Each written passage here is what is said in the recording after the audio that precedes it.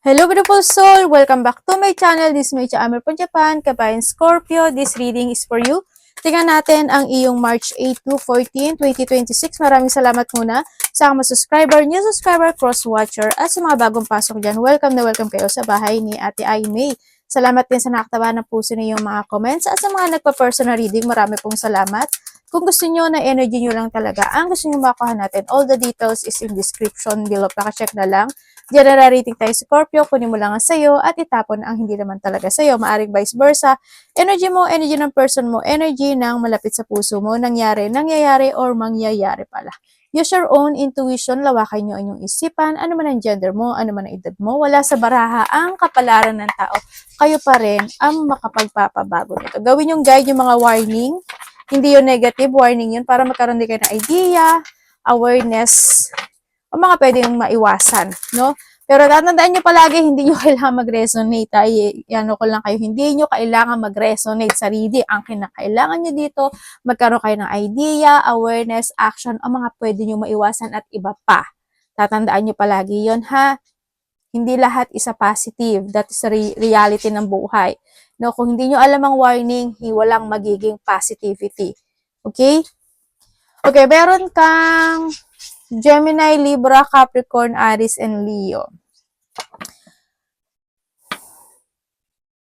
Maano magkakaroon ka ng questioning or quarrel sa isang babae. Yan, baka magkakaroon ng conversation, di ba? Magkakaroon kayo ng kung ano man yan. Yung magkakaroon mga questioning o pag-uusap maybe sa iba sa inyo. Andito ka sa sitwasyon mo na may mga bagay ka na iniisip. Nandun din yung point na iba sa inyo is may mga bagay na nagsisik in or may mga paglilikom ng mga information or may mga bagay na something want to transform sa iba sa inyo. You want to structure in some aspect of your life, ang nakikita ko sa'yo dito, kaso it's more on challenge, handle yung point na nagkakaroon sa iba sa inyo ng limitation. Halimbawa, gusto kong gawin to, gusto kong gawin yon, gusto ko i-push to, gusto kong ito. Nagkakaroon ka ng limitation sa iba. Or pwede ko mga limitation in life. Or maybe you put your limitation or you put your boundaries. Yan. There's a boundaries din ako na nakikita sa iba sa inyo. Hindi ko alam in what way. Maybe may taong may boundaries sa'yo or you put boundaries or something, the boundary. Parang may mga ganyan situation sa nakikita ko dito. And then also, ang nakikita ko, mahilig ba kayo sa kape? Yan, nakikita ko sa iba sa iyo, mahilig sa kape. And then also, hando yung point na maaari yung mga bagay ka na inaalam, inaaral, pinag-aaralan, or yung mga bagay ka na something want mo na either mahilig ka na talaga mag-research or may mga bagay ka pinag-iisipan. Para may mga unknown situation na gusto mong gawin. Parang nando sa point na yon. So, nakita ko dito, may I don't think so kung ikaw ito. But there's a person na parang para sa'yo, maybe ikaw ito or someone who's connected sa'yo. Kasi minsan, vice versa siya. Na parang nagiging mystery. Alam mo yun? Kaya may tao na maaring masyado siyang misteryoso or may tao rin dito na may sikreto. No? Maybe ikaw or someone who's may secret. Maging aware kayo talaga ha. Yun ang nakikita ko dito. May mga chismis. Yan. Siyempre, hindi maalis yun kasi there's an enemies ako na nakikita sa'yo, Scorpio. Yan, may mga enemies or pwedeng pinagchichismisan ka, pinag-uusapan ka, or sakikisaw-saw ka dito sa sitwasyon. Pwedeng nando sa point na yun. No? May mga small problem, feeling anxiety, or may mga anxiety situation ako nakikita sa iyo. Handang din yung point na may tao na matigas ang ulo maybe ikaw or someone's connected sa iyo, matigas ang ulo, hindi nakikinig, mga ganyan. And then also, may mga blockage or obstacle ako na nakikita sa iba sa inyo. Mahilig ba kayo mag-hiking? Anak, ano yan? Mahilig ka, yung iba dito siguro mahilig mag-hiking o nakapag-hiking ka na, o mga pag-uusapan kayo related doon. Ganyan. Handun din yung point na may mga delay in some aspect of your life. Ganyan. Pwedeng i-delay mo, may madi-delay o something delay. May mga pagkabalisa, hindi ko alam in what way yung nagiging pagkabalisa mo this time sa nakita ko dito, or mga worrying situation lang din siguro sa iba. Yan, may mga situation din na iba sa inyo is you are feeling excited or or makakaramdam ka ng excitement, ganyan. Pwedeng sa mga nakakausap mo, sa mga ginagawa mo, kaya pwedeng na sa mga kung ano man yung bagay o sitwasyon na yan, no? Pwede sa isang babae, di ba? Yun ang nakikita ko dito. Magkakaroon daw ng mga dealing, commitment, partnership, or parang promises ang nakikita ko sa iba dito. Yan, magkakaroon ng mga ganong sitwasyon, no? Or handun na yung point na sa iba dito, there's a contract. Pwedeng na doon yung point na pwedeng magkakaroon ng mga contract man yung mga papers and documents, maybe na doon sa point. May mga gusot, the struggle may struggle or may mga complicated situation ako na nakikita dito sa iyo. Siguro na din yung point na kung sa iba sa inyo, mga sitwasyon sa nakaraan, siguro kung may mga dapat asikasuhin, when it comes sa contract, pag-isipan mo maigi or basahin mo maigi, alamin mo maigi, aralin mo maigi, para hindi ka rin mag-mess, no, yung sitwasyon. Kung may mga unfinished business gawin na this time or may mga sitwasyon na na kailangang alamin maybe sa iba, no, or siya sa atin maigi. Kumaga pag-isipan talaga maigi, no, pag-aralan, pag-isipang maigi sa iba sa inyo. And then also, yun lang pa lang ang nakikita ko dito ha, pero tingnan natin energy mo.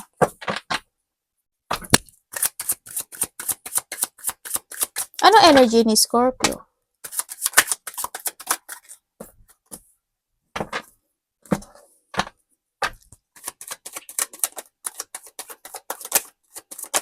Uy, ang dami. Ang dami. Ayaw ibaksak no? Ang dami yun. Okay. Energy mo, sa iba sa inyo is magiging busy kayo. Yun ang nakikita ko. Siguro may mga bagay ka na ayusin, may mga bagay ka na itatransform, may mga bagay ka na nababaguhin. Maaaring nandun sa point na may mga bagay ka na, kung ano man yan. Nandun na yung point na ang energy rin ng iba, hindi ko alam, may sakit ka ba? Or maybe merong taong mas bata sa'yo na medyo may nararamdaman na sakit or medyo low energy kasi siya, no? Hindi ko alam in why. Or pwedeng ikaw rin ito. Or pwedeng isa siya sa nakapagbibigay sa'yo ng low energy. Pwedeng nandun sa point na yun. No? Sa iba sa inyo. Ang nakikita ko rin na energy ng iba, I don't know why, pero medyo nagiging maigsi yung pasensya mo. Hindi ko alam in what way sa nakita ko dito. Siguro, kumbaga gusto mong gawin yung bagay na yun, gusto mong actionan, gusto mong umalis, gusto mong ganito, ganyan, ganyan, pero hindi mo magawa, kaya medyo na parang nai-impatient ka siguro, di ba? Mga ganong sitwasyon. Sa iba dito, makakaramdam ng katamaran. Siguro pagod na rin yun, ano? Sa iba sa inyo. And then also, energy nung iba, merong situation ako na nakakita na paglipat hindi ko alam in what way yung paglipat sa'yo. Maglilipat ka ba? Or lilipat ka ba ng trabaho, ng place, tirahan? Basta may paglipat ako nakikita sa iyo. Kumbaga nandun din yung mga unexpected change. When it comes sa energy mo, ang nakikita ko rin sa iyo is may konting lungkot. No, yung iba sa inyo maaari makakaramdam kayo ng lungkot, magkakaroon ng mga pagbabago when it comes to your perspective, o kaya is magkakaramdam ka ng disappointment sa tao na mas bata sa'yo, pwedeng nando sa point na yun, or hindi man siya mas bata sa'yo, or pwedeng same age, basta may mga disappointment ako na nakikita na pwedeng maramdaman mo, yun na nakikita ko dito. Kumbaga nahandon yung mga challenge, no? Sa iba sa inyo. May mga sitwasyon din ako na nakita when it comes sa'yo na energy mo kasi parang magiging defensive ka or maybe sa iba is you want to protect yourself or you want to protect someone into your life. Nandun ka sa point na yun. Yun ang nakikita ko dito. Yun ang energy ng iba. Makakaramdam ka raw ng dito. Yung iba sa inyo makakaramdam kayo na parang you feeling, parang nandun yung point na parang may kulang. No? Pwedeng nandun sa point may mga mamimiss ka, ganyan. O kaya is may mga parang gano'n, parang something missing, makakaramdam ng iba sa iba. Makakaramdam kayo, sa iba sa inyo makakaramdam ng gano'n. parang hahanapin mo yung sarili mo, gano'n. Puwedeng may mga hahanapin ka or hahanapin mo yung sarili mo, ganyan. O kaya handun ka sa point na, hindi ko alam eh, why eh, basta may mga gano'ng sitwasyon, no? Tingnan natin ang iyong parating. Parating kay Scorpio.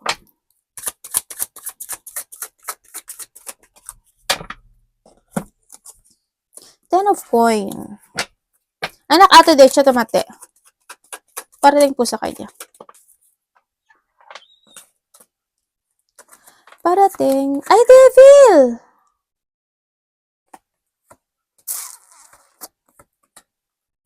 Bakit may Devil ka? Okay. Parating sa iyo,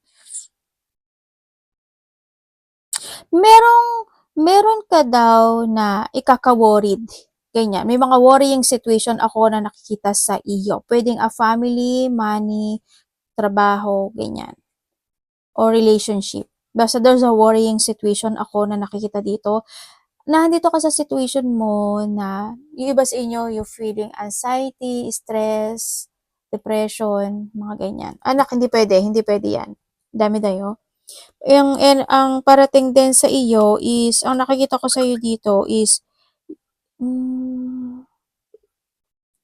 hindi ko alam kung maaga ka bang, nagigising ka ba ng 2:00, kulang ka ba sa tulog, night shift ka ba, 2:00, 3:00, kung maaga ka bang nagigising.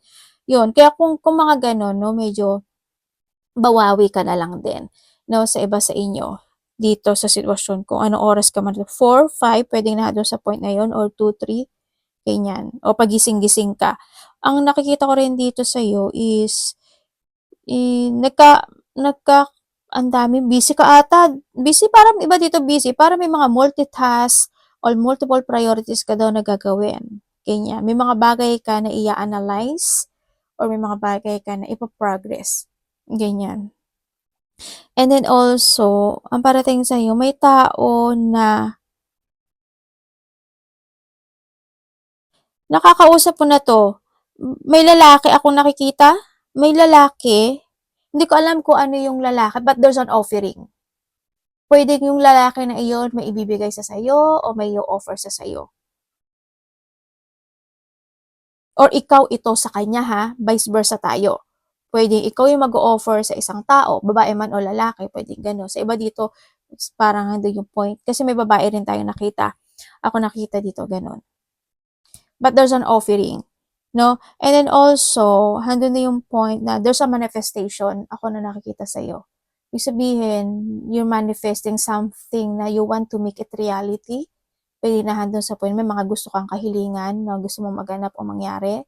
Pwede na handun sa point na yon. Yung iba sa inyo, parating sa iyo is, may tao na may distansya nasa iyo. Hindi ko alam in what way, why, pero may tao na may dark thoughts sa'yo. Ingat ka na lang, no? Mag-ingat ka na lang sa you need to trust to your intuition pagdating dito, kung sino man itong tao na to.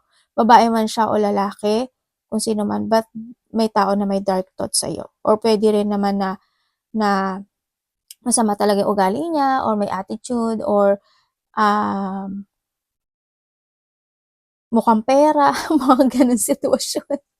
Pwedeng nandun sa point na yun, ano. Kung ano man siya, basta bad yung niya, energy niya dito sa situation. Parating din sa inyo, ang nakita ko rin dito is, kasi you want to be stable no, nakikita ko dito. Pwedeng may mga pag-uusapan related to a family, to a bahay, lupa, or mga mana. Pwedeng nandun sa point na yun, ano. Iba dito traveling. Yan, malayo o malapit yan. Nandun sa point. There's a hardship situation ako na nakikita sa'yo. Hindi ko alam in what way. Ganyan. Pwedeng iba dito may mga problema kayo when it comes to financial, ganyan. Or pwedeng nahandon yung point na may taong may sakit at kailangan niya ng pahinga. Or pwedeng ikaw or someone is connected sa'yo. Ang nakita ko may taong may sakit eh. Iba siya makakaramdam na kayo ng sakit ng ulo, masakit yung paa nyo, ganyan. May mga pananakit ako na nakikita sa inyo. Sana wala kayong sakit, no? Yung anak ko nakadikit sa akin, kaya hindi ako magganong o di ba? Ano dapat iwasan ni Scorpio, Universe? Mhm.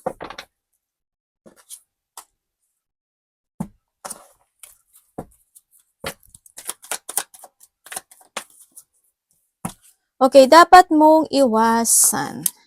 Dapat mong iwasan, syempre yung mag-overthink ka o kaya yung magkakaroon ka ng pag-isolation, no? Yung pag-iisip more, pag-iisip, yan, iwasan mo yun, iwasan mo panghinaan ka ng loob, iwasan mo rin yung mga tao na they don't like you, ganyan. E di ayaw mo rin sa kanila, ganun lang yun, di ba? Yan, iwasan mo yung, is not to find peace, isda, peace, yan, not to find peace. And so, syempre yung situation na not to accept, no? May mga bagay kasi na we need to accept para para maibalik natin yung sarili natin. Nandun sa point na iwasan mo yung mga taong sinungaling, dishonest, unfaithful, being a moody, no? Or mga taong moody, iwasan mo yon. Yung mga pagiging makasarili or yung mga taong makasarili, iwas ka na lang sa kanila. And nandun din yung point na mga magsungit, lalaki ka man o babae, or yung mga tao na ganun yung nila, attitude, no? Baka syempre may pinagdadaanan, we need to understand din sa nakikita ko dito, yung mawalan ka ng pag-asa, no? Yan. Sa lahat ng bagay is may pag-asa, kumbaga, huwag kayong mawala na, don't lose hope. Iwasan mo rin na magmanipula or yung mga taong manipulado. Yan, to manipulate someone or ano man yan, no, manipulative. Being a manipulative person, iwasan mo o yung mga taong ganon. Siyempre, yung mga bully situation. Kung ikaw ang nabubully, iwasan mo, o mga taong bully, iwas ka na lang doon. Don't waste your time din sa kanila, sa nakita ko dito. And then also, kung medyo nagiging hot temper, yan, iwas na lang. Magpahinga, baka pagod ka lang. O kaya mga tao na medyo hot temper. Mga selos-selos effect. Selos-selos effect. Yung mga seloso kuno. Ganyan, iwas ka na lang doon, mapanghinaan ng energy, ng loob, yan.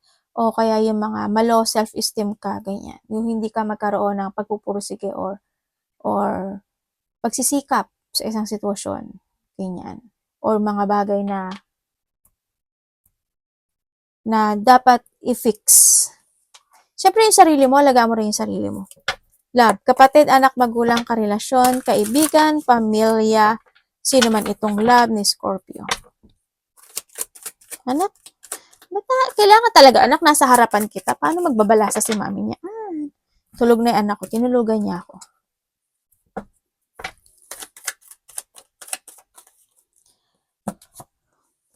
Okay, when it comes sa love, kung kayo is single, sa iba dito may babalik no? Isa hanggang dalawa meron. Pero iba dito babalik. Well, the three of swords.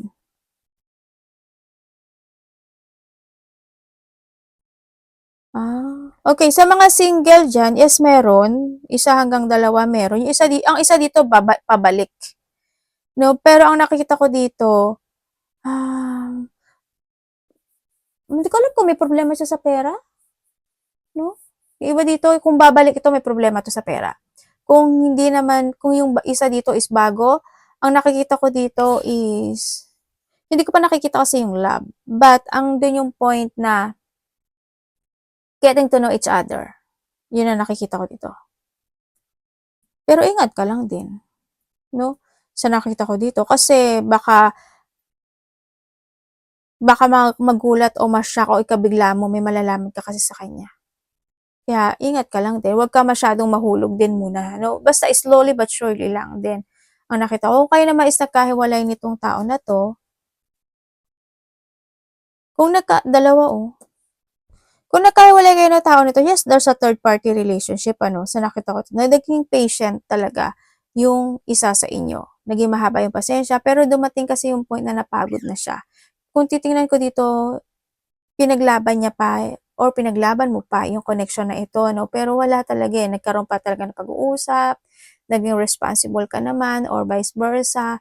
Pero hanggang sa dumating talaga na hindi talaga kayo para sa isa't isa sa nakita ko dito. Hando na rin kasi sa point na nagkaroon talaga ng separation and struggle sa situation. Maaaring nandun ka sa point na ikinagulat o kinashock mo yung mga naganap o nangyari when it comes in this connection. Yun. Yung iba dito, wala na to na, kumbaga, kinuha na rin ang taas, no, ni Lord. Yun ang nakikita ko dito. Sa iba naman sa inyo is, wala. As in, pwedeng hanggang sa point na sumama siya sa mas bata sa iyo, pwedeng nandun sa point na yun, or vice versa tayo. Sa iba ganon. Ang nakikita ko naman sa mga magkakarelasyon dyan, kung kayo mag-connected nito, na may third party, yes, may third party po. Alam niyo naman siguro na gagawin niyo dito, no? Kung wala kayong third party nitong situation na to, alam mo na yung support. Yun nga lang, isa lang sa inyo talaga is direct to the point or either matalak or masalita. Hando na may pagtutulungan. Yun nga lang, syempre, nakakapagod din minsan, diba? Yung parang pipilitin ka or may mga andaming tanong or madaming salita, ganyan. Hando naman din yung point na yun. Pero natuloy kasi yun sa magkarelasyon no?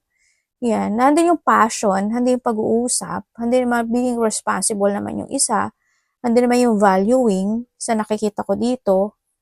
Yun, sa mga walang third party to yun ang nakikita ko dito sa inyo.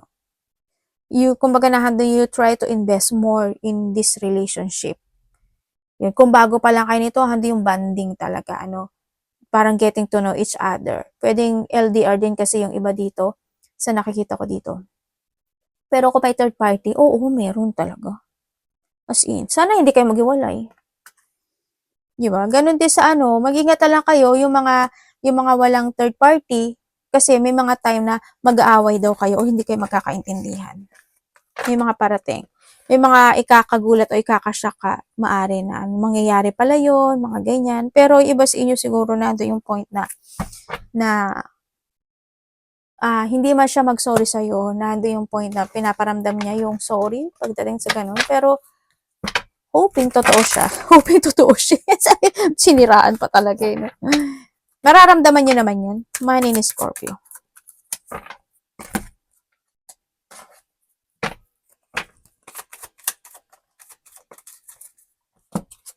Okay, pagdating sa iyong money.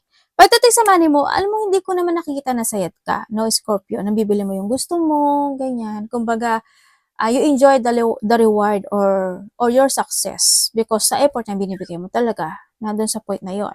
Hando lang yung point na siguro may mga bagay ka lang siguro na iniilusyon, sa trabaho man yan o sa pinag-iisipan mo rin naman talaga, no, kung ano yung gagastusin mo or paano maglalabas ang pera, nandun ka sa point na yun. Umaasa ka pa rin talaga na magiging maganda yung mga bagay na ginagawa mo this time, yung inuumpisahan mo this time, o yung mga trabaho mo na umaasa ka na magiging maganda yung resulta noon sa nakikita ko sa iyo dito.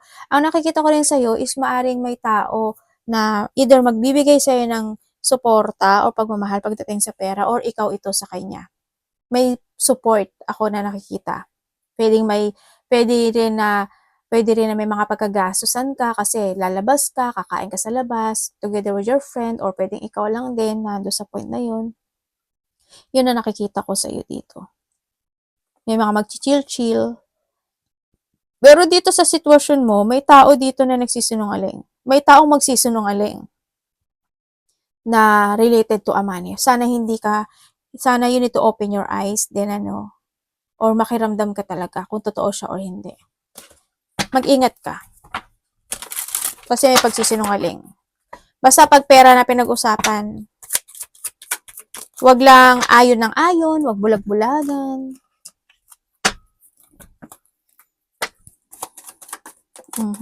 Advice. Okay, when it comes sa advice, pagdating sa advice, basta lakasan mo lang yung loob mo, no? O kailangan mo lang talaga to focus, control, be kind. Mura lang naman, mura libre naman yung kindness, Lakas ng loob, tapang, katapangan, tibay, at katatagan is kailangan. Focus ka lang sa mga pangarap mo sa buhay. Yun ay, take action, follow your heart, no? Ang sinasabi dito. And syempre, when it comes to a manifestation, is kailangan mo rin mag-action. Be creative, action, making things happen, ang sinasabi dito. And then, ang nakikita ko rin dito, kasi we have the Nine of Cups and the Magician din. Kasi puro cups ka dito oh. Puro cups ka dito, and also we have meron naman ditong Magician and Magician. Ibig sabihin, meron kang ginagawa or may gagawin ka na isang sitwasyon na pwedeng ito is kasi you put effort naman there's a miracle happen into your life. Hindi ko alam in what way. Pwede rin kasi siya sa miracle na pwedeng sa sarili mo, mangyari yon, or miracle sa inaasahan mong tao, pwedeng na sa family mo, sa anak mo, sa kung saan man yan. But there's a miracle happen na magaganap o mangyayari sa iyo, Scorpio. Yun. Congrats, Yeah, basta put effort lang. Kasi, yung idea mo o yung creation na ginagawa mo, mangyayari at mangyayari talaga siya. As in, mangyayari siya. Kumbaga nahandoon yung yung all wounds, yung lahat ng wounds can finally heal. Mag-heal yung mga wounds mo this time. Kaya, push lang ng push. And the miracle happen. Arigato namaste, God bless.